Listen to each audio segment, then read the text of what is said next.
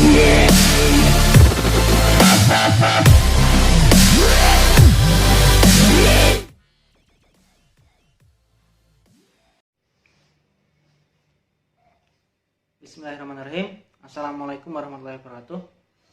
Halo, selamat datang kembali di mata kuliah Interaksi Manusia dan Komputer.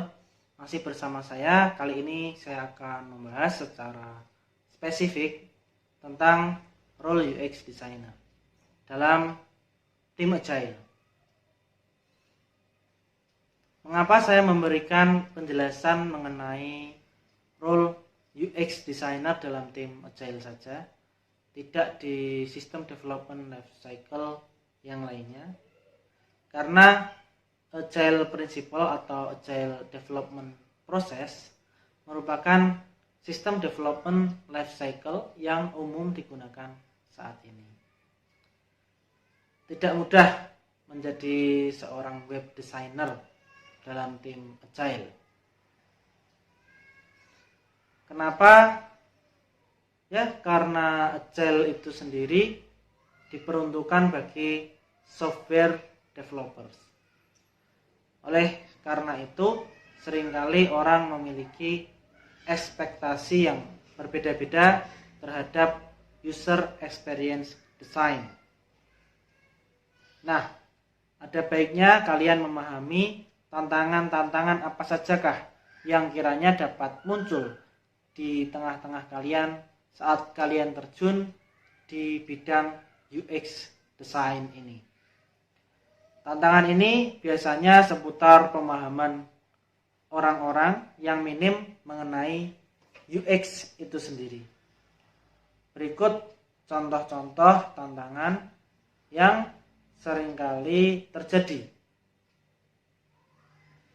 Yang pertama, user experience design sering diartikan sebagai ilmu yang membahas mengenai estetika desain, melainkan menyelesaikan permasalahan dalam suatu perangkat lunak. Oke, sebenarnya apa sih arti user experience itu sendiri? Kita lihat dan kita coba bandingkan gambar berikut ini ya. Sekarang bisa kita lihat ada dua botol saus tomat yang memiliki interface yang berbeda secara estetis botol. Saus A terlihat lebih cantik dan lebih elegan dibandingkan botol saus B. Akan tetapi secara user experience design, mana sih yang lebih baik? Nah, desain B lebih baik karena mudah digunakan, terutama apabila saus tomatnya tinggal sedikit. Betul begitu? Masuk akal kan? Nah, inilah yang disebut sebagai user experience. Bagaimana Anda mendesain service atau produk yang memudahkan pengguna untuk mencapai tujuannya. Itulah yang dinamakan user experience. Banyak orang yang salah mengartikan wilayah sebagai desain grafis atau keindahan visual. Pandangan inilah yang harus kalian bantu rubah. Tantangan kedua, orang cenderung jatuh cinta dengan solusi, melainkan memecahkan suatu permasalahan. Apa sih maksudnya? Seringkali orang menyimpulkan sebuah solusi terlalu cepat tanpa memahami betul inti permasalahannya. Bayangkan apabila ada stakeholder datang kepada kalian dengan sebuah solusi desain bentuk botol A yang menurut asumsi mereka terbaik berdasarkan apa yang mereka lihat di pasaran. Kemudian tidak ada waktu untuk riset dan testing dari poin sebelumnya. sudah tahu betul apa yang dibutuhkan pasar, tapi tidak ada data yang mendukung asumsinya. Di sini kita bisa menganjurkan kepada stakeholder untuk melakukan user testing untuk menguji asumsi tersebut dengan prototipe atau memperhatikan behavior customer saat menggunakan saus tomat. Dan ternyata ditemukan kasus saat saus tomat akan habis, desain botol ini pun akan menjadi penting.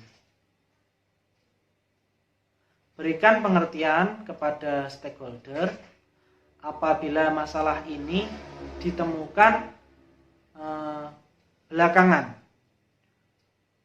Biaya perbaikannya nanti akan sangat mahal. Katakanlah seperti itu kepada stakeholder. Oke, itu tadi adalah tantangan-tantangan yang dimiliki oleh seorang UX designer. Berikutnya kita akan membahas mengenai keterampilan seorang UX designer. Keterampilan apa sajakah yang sebenarnya dibutuhkan seorang desainer atau UX designer?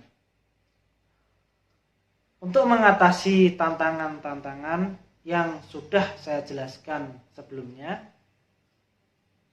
sebagai desainer kita perlu memperkenalkan dan mengedukasikan tim dan orang-orang di organisasi kita mengenai user experience. Karena hal ini adalah hal baru bagi mereka. Tidak heran jika mereka tidak paham bagaimana cara mengintegrasikan user experience ke dalam proses mereka. Orang-orang user experience yang berhasil dalam lingkungan agile menunjukkan kualitas kepemimpinan. Nah, inilah kualitas dan keterampilan yang kalian butuhkan. Yang pertama adalah proaktivitas.